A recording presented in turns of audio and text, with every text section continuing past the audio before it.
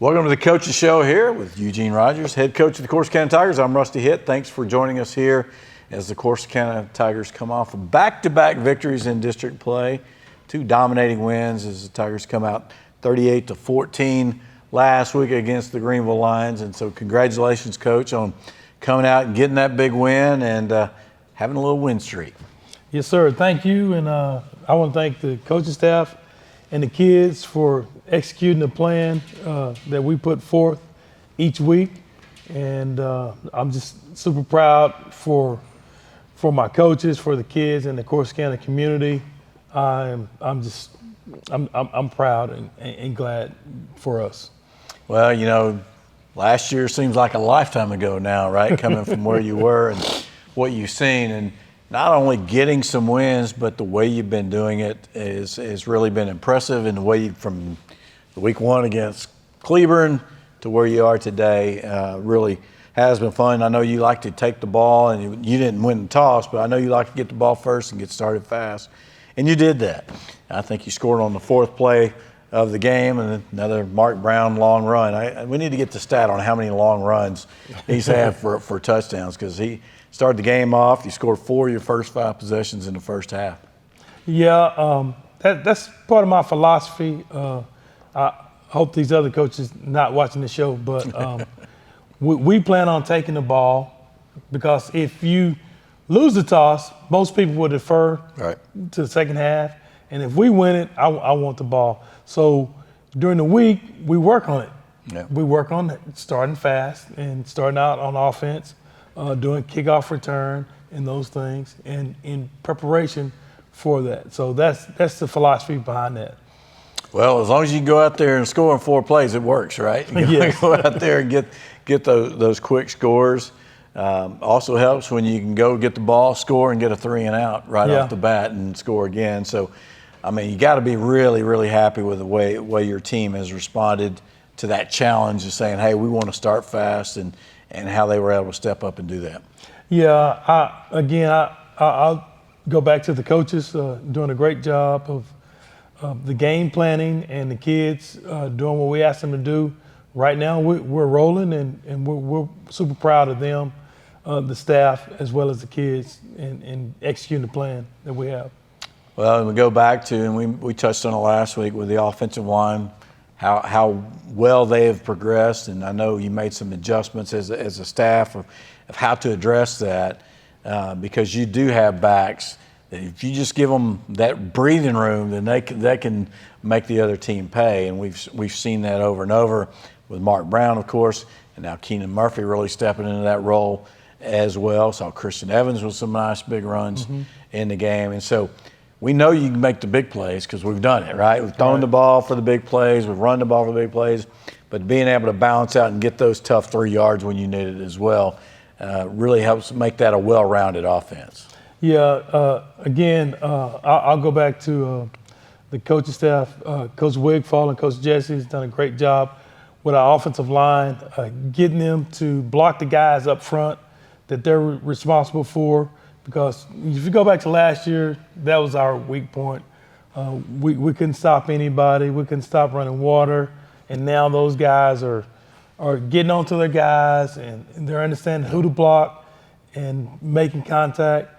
And the backs that we have, they can make the second guy miss. So we're super proud of them and the job that they've done with the offensive line and those kids executing the plan. Well, it also helps with the trigger man you have, Kevin Pointer. Yes. He's really done a good job distributing the ball.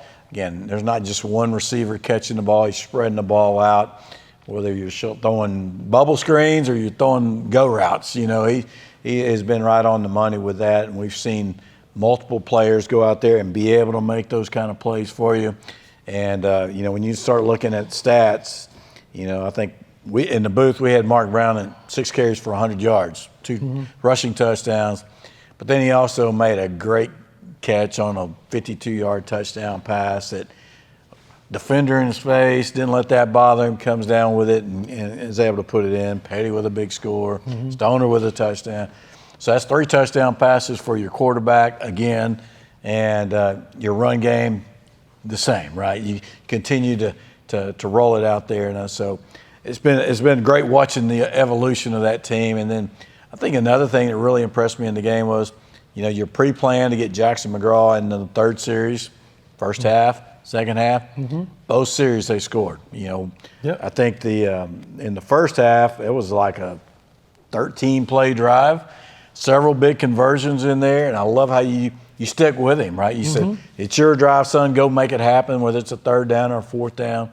So all the things, all the people that you're putting out there are really beginning to step into the roles that you want. Yeah, what we're doing is we're developing that trust. We told him we're going to give him the third series, regardless of where we were in the ball game. He was going to go in. If we're 14 down, if we're 14 up, he was going to go in and he was going to execute and he was going to get the full series. So that enabled him to trust us, and we're going to do what we said that we're going to do.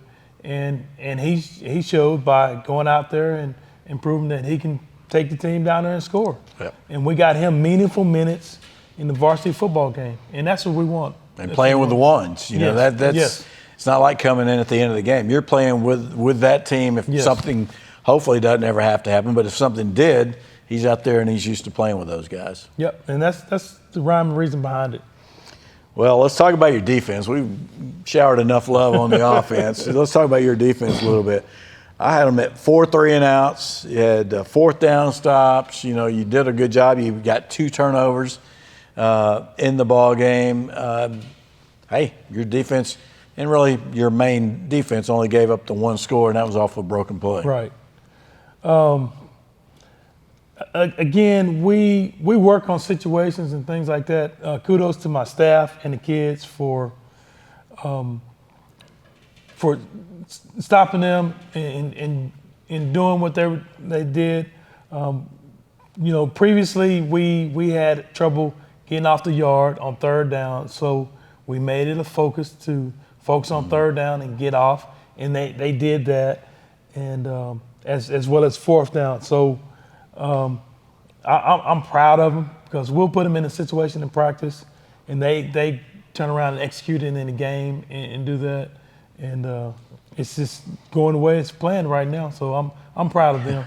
Just ride that train, right? Keep working on what you're doing, and again, your 2 linebackers, those guys are all over the place. Allen had a great game. Adrian always has a great game. They each had a sack. But, they didn't rack up as many tackles as they had in other games because everyone else is really contributing. I think that's to your outside guys. Frank Jackson's really come in, and Jennings has been a really good player for you, those guys. And then your defensive line continues to get better every week. Yeah, I'm super proud of our front. So the front goes as the team goes. Yep. And Tanner and Fidel, they're doing a great job getting off blocks, making tackles. We're putting them in those situations now. Just like offensive line, we pretty much was base, and now I'm freeing those guys up by stunning them a little more, and it's catching up to them on the offensive side, and we're the beneficiaries of it right now. For sure. Well, it's been a fun time to watch that team as we talk about the growth of what they've done. It just seems like when you have to have a big play, number 3 is right there in the middle of everything. He's just got great instincts, and even we talked about it on the broadcast a little bit, but special teams. I think he makes every kickoff return tackle. Seems like he is always right there. He takes a great angle. He never gets out leverage. He never goes too far, but he's right there to make the play. And so just his instincts as a football player in general, the way he sees the field. Yeah, motivation-wise, those guys get a tiger head on special teams for each tackle. So we're using that as motivation, and they want those tiger heads. So you go out there and get your tackle. Defensive-wise, it's going to take 3 tackles just to get 1 tiger head. So. He racks them up on that side too. Yeah, so he does. But no, it's fun watching those guys because they love to play football. You can tell that they love to get after it and make those plays. Also, you're playing your secondary. You're not playing Mark over there a whole lot. There's a lot on offense, and so but the other guys have stepped up. Yeah, we made an effort to look at Marquise a little more at safety and try to limit Mark's minutes on defense because he was a little banged up. Sure. So we didn't want him going out there playing injured. So we made, we challenged Marquise to step up and play like he did in the Terrell game last year, which was phenomenal. And he's coming on. So it's working out for us right now. Well, it really helps to have a little bit of depth. Yeah. I know last year could be some difficult times, and anyway, your whole unit has done a great job. Your team coming together. I think you punted one time in the game. Yeah. You gotta love it, right? When you only had to punt one time Yeah. in a ball game. So, but overall, you guys just continue to do it. You got 4 wins. I went back and did a little looking last night or whatever. Okay. And those are you've had the most dominant wins this season since 2019. Wow. So it's been 2019 since you had wins by this kind of margins. And of course, 2021 was the last year that we won the district game, unfortunately. But it's also the last year we had a winning record. That team finished 6-4, did not make the playoffs, but they finished 6-4. And you're sitting here at 4-3, 7 games in. You got 3 games to go, and they're all meaningful. And I know that means a lot for you as a coach because you're really getting to educate your team on what it's all about now, what it really means to get into this last third of the season, the regular season, and have it all mean and is all important. Yeah, it is a process, and we're going through it right now. I don't want us to plateau. I want us to continue to climb that mountain every day and get better every day. And it is a challenge trying to keep us motivated to continue to climb every day. So we're diligently working to stay focused on the task at hand and go out there and perform every day. Every day means something to us. And then when the game comes around, we'll just go and play and see what happens. Well, I mean, really I'm not going to say a downer, but probably some of the things that your coaching points for the week are how to celebrate, Right. one, and not creating some, I think coaches like to call them selfish penalties. Yeah. And then the other thing is, how to win. And Right. that's all. Those are all learning processes for a team that they haven't seen that. Yeah. They have not seen what that looks like around here. So I know that's part of your education that you're working on extremely hard. Yeah, I know it going into it. So when you're in this situation, you got to lean on leadership, and I feel that through my leadership, me and my staff, that we're going to get us through the tough times and these battles that we're going through. It is on our minds on the things that we need to work on, and we are diligently working on them daily and every day and every practice. I'm sure it's on the players' minds after Saturday and Yeah. Monday Yes. workouts. So Yes. they'll figure that out. Yes. So, but your guys, again, what's happening on the field, you got to be pleased, and I know you're working on developing the leadership within the Yes. team. So Yes. that's always a working process. And if you got guys that hadn't been around a winning program, they have to learn that. And I know that's where you're at now. So let's look ahead. We got Kaufman coming up this week. And, Kaufman struggling this year, which is a team that beat us pretty good last season. Yeah. And they were 2-5, but their 2 wins were against non-district opponents. And they come in 0-4. Now, they played some tough teams in district. They played Ennis, Terrell, Crandall, and Poteet. And, of course, Poteet's the one we definitely know that because that was just recent. But they've lost their 4 district games by a total of 101 points. So that's about an average of about 25 a game. So they played some really tough. And, of course, Terrell was a big part of that. They Right. lost by 40 to Terrell. So So talk about what you've seen when you're looking at Kaufman versus what you saw last season, how they might look a little different, and how they look compared to maybe some of the other teams that you've seen so far. Defensively, their offense can be explosive. They have a great receiver that'll probably be playing on Sundays. We got to keep our attention on him. They got a running back that's very explosive. He can take the distance, and they do a lot of stuff. They get a lot of formations, and they have 5, 6 running schemes, and they throw it all over the field, and we gotta defend the pass as well as the run. A very formidable opponent. It's going to be at home, and we are preparing every day to stop what they're doing, and we got an eye on them. They got our respect, and they got our attention, but we have to go over there and take care of our business as well. Well, they're definitely very athletic. Yes. Probably not that much different than Crandall, Right. the team that we saw earlier. And Rose, the running back, in 3 games, he's got 263 yards, averaging 15, the receiver, over 650 yards. Yeah. And then they've got another 350-yard receiver. Yeah. So between them, they have 10 touchdowns. So they definitely have some folks that will challenge you, and going to be a challenge. Those teams that can run or throw the ball. Mm-hmm. It's hard to load up on one or the other then, because they're always going to be able to exploit a weakness if you overplay one or the other.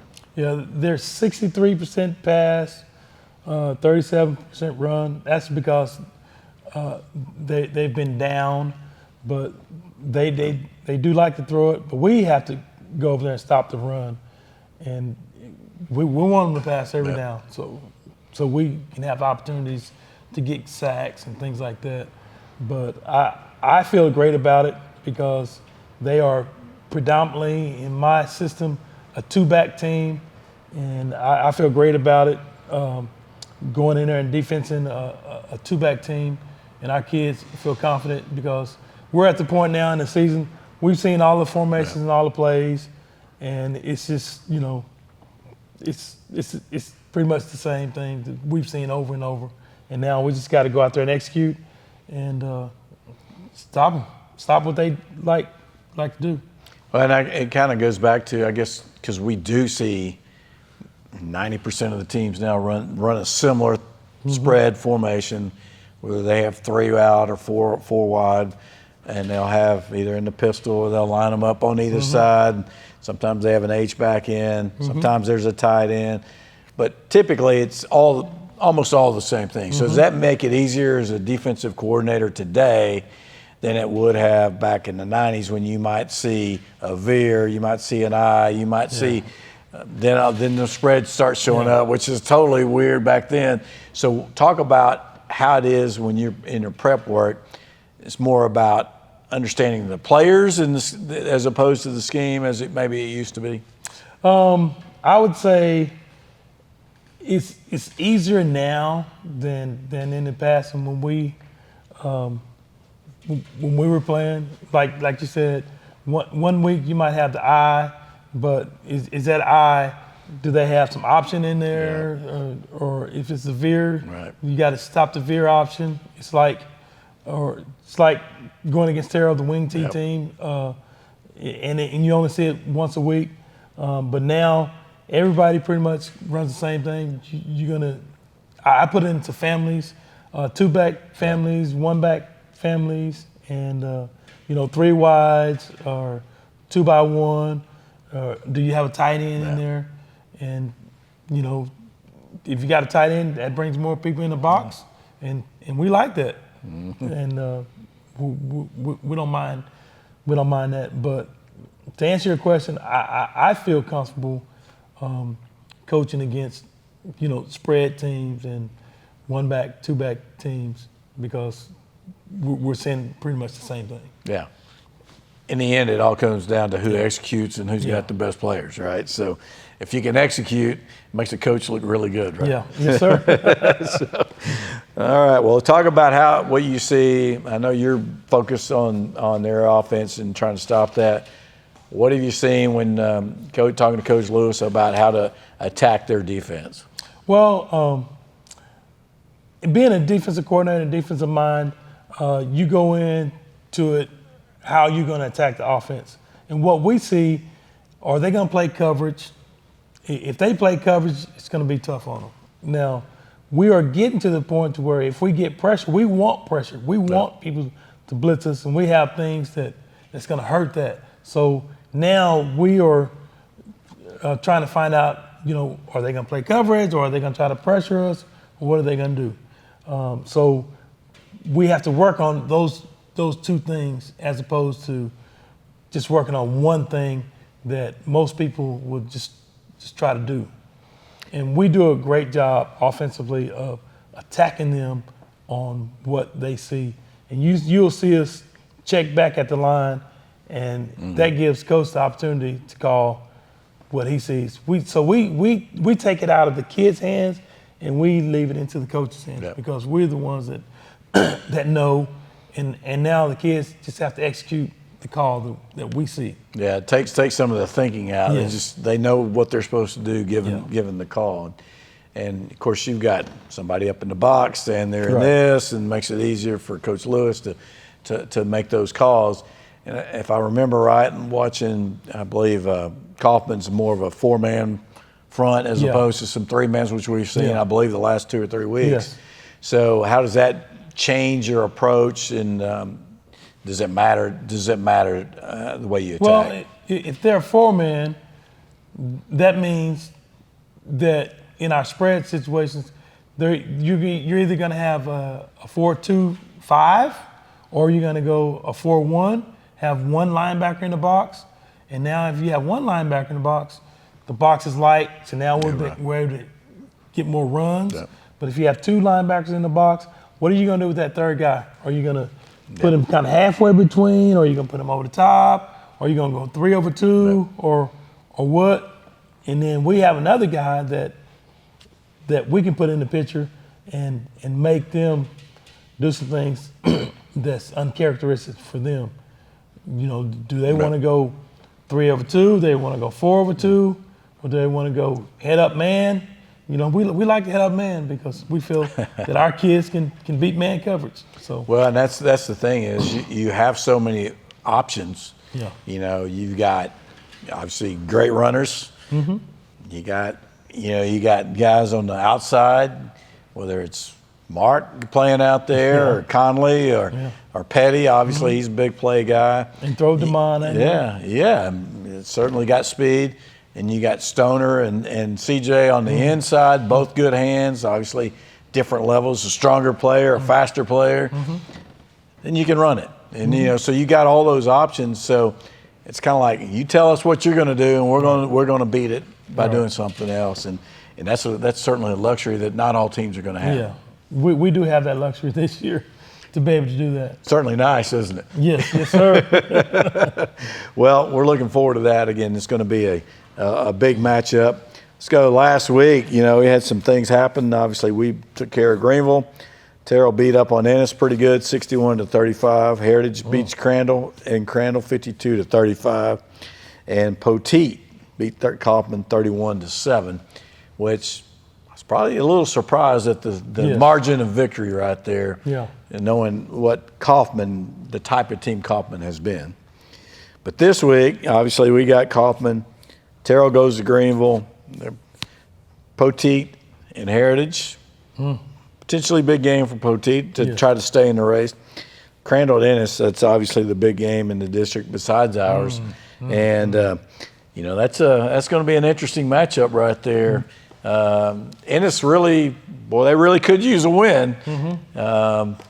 But Crandall's trying to stay in that race, try to create a 3-way situation if you can get a loss there for Terrell.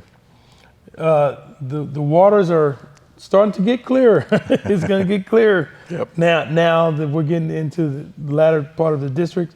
it's starting to get clear. All I know is, of course, County Tigers, we control our own destiny, and our job is to go out there and, it's like Coach Dembo said, the ultimate thing is to win, and we want to win. Well, if you get to week 10, I'm not going to say who that's against. Yeah. And just a little bit up the north. But if you get to week 10 and it's a meaningful game, that's a huge step for this program to get there and have a chance to win yourself into the playoffs if you haven't already done it. So yeah. The main thing is I want to stay focused. We want to go over here and take care of Crandall so that we can be in the conversation of playoffs. So we want to take care of Kaufman to be in the conversation. All we want to do is just be in the conversation. There you go. And we're going to take it one game at a time. And I guess now as your challenge as a coach, you always got a challenge, right? Challenge as a coach is handling prosperity, handling success. How do we maintain that level without getting overconfident, and keeping your focus and not getting complacent and doing the things that got you to these 2 wins in district? How do you get to that third one? Just being consistent. Don't get too high with the high, don't get too low with the lows. Just be consistent. And again, for us, it starts with making the morning weights and getting in there and attacking it. And I can tell if we're not giving our effort, we'll get on them and get them in the right frame of mind to get back focused. Finger on the pulse, right? Kind of had to do that a little bit. But we are. We're going to do that. Well, that's just make sure that just natural. All right. Well, thanks for joining us here on the Coach's Show. He's Eugene Rogers. I'm Rusty Hitt. Congratulations, Coach. Let's keep it up. Let's go in for 3 tonight. Got a pregame show coming up after this. Thanks.